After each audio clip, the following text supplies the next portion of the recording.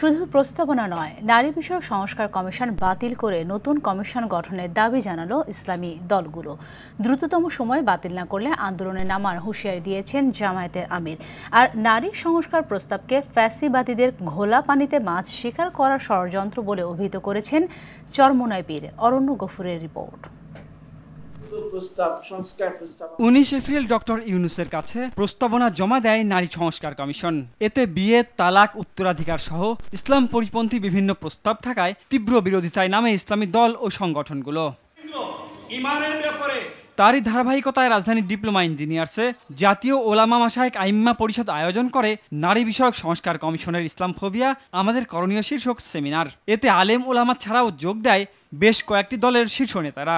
এ প্রস্তাবনাকে নারীর কাঁধে বন্দুক রেখে ইসলামকে ঘায়েল করার চক্রান্ত বলে মন্তব্য করেন তারা। বিভিন্ন ফাঁদে পড়ে একটা খারাপ পেশায় গিয়েছেন, আমরা তাদেরকে সেই পেশা থেকে ফিরিয়ে আনতে চাই, পুনর্বাসন করতে চাই। আপনারা তাদেরকে পেশা হিসাবে স্বীকৃতি দিয়ে নারীর অবমাননা করেছেন। আল্লাহর কোরআনের বিরুদ্ধে এমন কটাক্ষপূর্ণ, এমন অবমাননাপূর্ণ কোন প্রস্তাবনা ফ্যাসিবাদী স্বৈরাচারী শেখ হাসিনা ভারতের লেসপেন্সারও কোনোদিন করতে পারে নাই।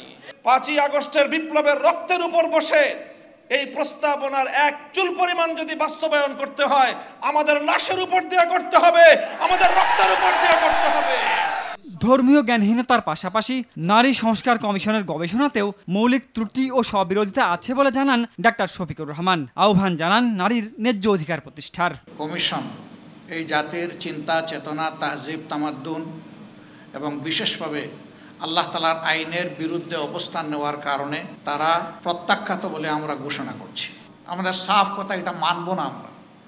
এর জন্য কোনো আন্দোলনেও আমরা যেতে চাই না, কিন্তু যদি আমাদেরকে বাধ্য করা হয় অবশ্যই আমরা আন্দোলনে যাব। জনগণের মুখোমুখি হতে না চাইলে সংখ্যাগরিষ্ঠ মানুষের মতামতের ভিত্তিতে নতুন নারী নীতি করার আহ্বান জানান ইসলামী নেতারা।